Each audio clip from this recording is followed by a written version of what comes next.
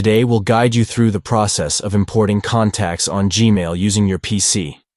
Let's get started. First, open gmail.com in your web browser to access your Gmail account.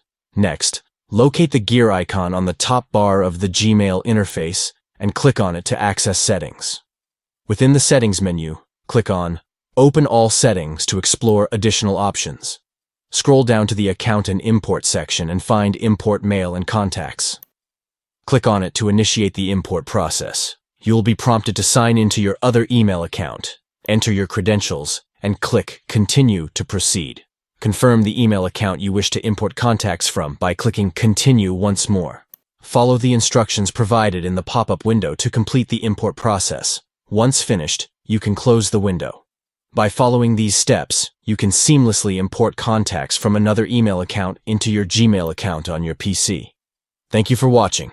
Enjoy organizing your contacts effortlessly with this simple tutorial.